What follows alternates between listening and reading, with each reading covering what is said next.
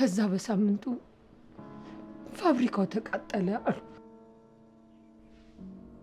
50 ሰው በሚሰራበት ፋብሪካ አንድ ሰው ያውም የኔ ይሁን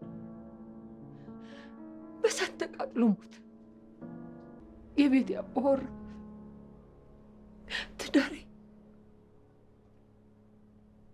የክፉ ቀን መጠለያ መሸሸጊያ። አይዞን ይረጋጉ ማዘር።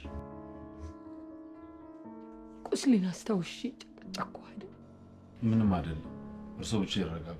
ለዚህ እኮ ነው ሁሉን ነገር ታዩና ባለንበት ተመስገን እያልን እንኑር፣ መታገሉ ይቅርብሽ እምላት። እሷ ግን አልሰማም አለች።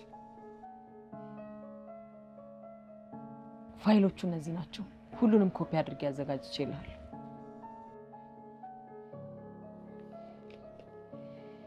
አንድ ቦታ ልካለሁ።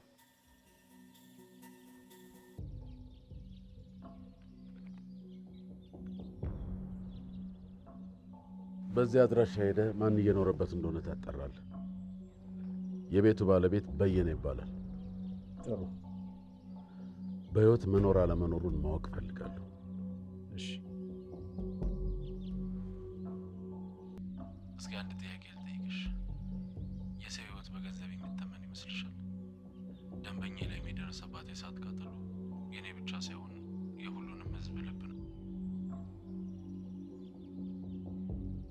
እርግጠኛ ነህ ሰውዬው?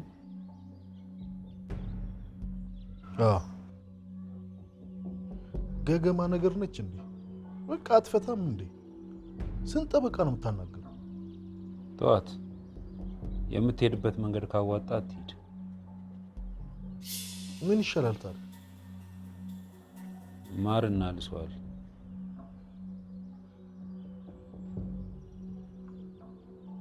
የአሁኑ ጠበቃ ግን ገገማ ነው የሚመስለው።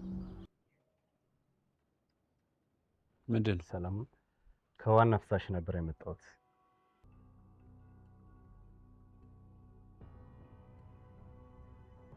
አቶ በየነ አሉ? አላው በውሃ ፍጆታ ጉዳይ አዲስ መመሪያ ስለወጣ ቢሮ መጥተው እንዲያናግሩን ፈልገን ነበር። እነግረዋለሁ። እሺ፣ አመሰግናለሁ።